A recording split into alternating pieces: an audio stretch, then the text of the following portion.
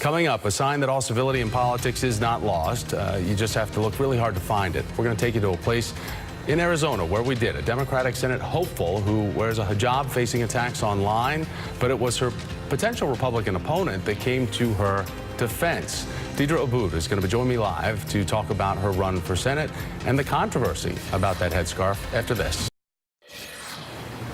So here is something that you don't see every day in politics now, kindness. Republican Senator Jeff Flake of Arizona coming to the defense of a woman who is challenging him for his political seat. Deedra Abboud, who is Muslim, has faced numerous online attacks because of her religion. And on Tuesday, Senator Flake tweeted, "Hang in there. Sorry you have to put up with this. Lots of wonderful people across Arizona. You will find them." Now, Abboud is an attorney and community activist who's seeking the 2018 Democratic Senate nomination to try to oust Flake from his seat. And Deedra joins me now. It's great to have you with us. So explain to everybody watching the type of messages that you were receiving via social media. It's very interesting that the same people who are accusing me of being an oppressed woman are also using freedom in America to attack a Muslim woman in America. It's been everything from go back home, even though I'm from Arkansas, you should die because you're Muslim. Muslims don't belong here. All Muslims should leave, even though we've been here for quite a long time. And America's made up of all different kinds of people. But Muslims aren't the only ones that are receiving these attacks. These attacks are against everyone that is considered an other. So the black community is getting it, the Latino community is getting it, the LGBTQ community is getting it.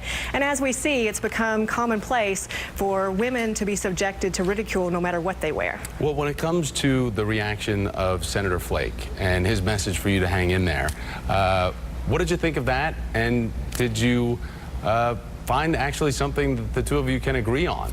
That there is a tone in politics where kindness should ring true first?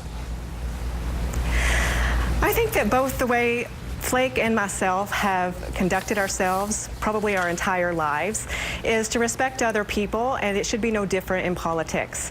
We can definitely choose to put out our best faces forward. We can choose to say how we're the best candidate, but there's no reason to attack other people for their personal characteristics and traits. So we in Arizona can be a leader in this, in the United States, of how we can change the political discourse and the discourse in the grocery store. Well, I think I just heard the Arkansas accent come out, Deedra, just a second ago. With saying myself, because you don't have an accent until you said myself. Do you find it interesting to be running for a seat in Arizona, coming from a Southern background? What are the biggest questions you get as being raised in the South and now living out West? I think a lot of people ask why I moved here. I actually came here on vacation and fell in love with it. My husband and I feel like Arizona is our home. We wouldn't want to live in any other place. And we always want what's best for Arizona and to work for Arizona to make it better. And that's what I've spent my entire almost 20 years in Arizona doing. And it's the I's and the vowels that give me away on my accent every time. I put the emphasis on the wrong syllable all the time, so do not worry about it. But as we know and as we've witnessed about the heat of politics, a lot has changed because of the 2016 race and our current president, the way that he used Muslim rhetoric on the trail. Take a listen. I think we have to look at the mosques. I think we have to be extremely careful. We have to look at mosques. We're making a lot of here. things.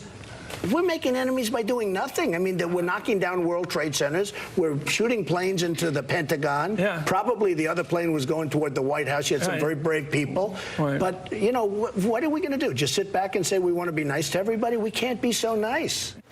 Meanwhile, Deedra, the Southern Poverty Law Center put together a map showing that hate incidents, they were up 867 incidents just 10 days post-election.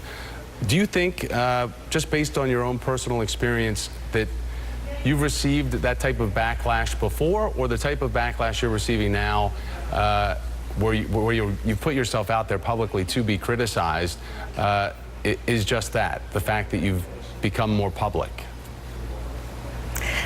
People who have been subjected to otherness, which became a thing in 2016, and we're celebrating it in 2017, how much we can attack people who have different characteristics, that is where we are today, and it's unfortunate.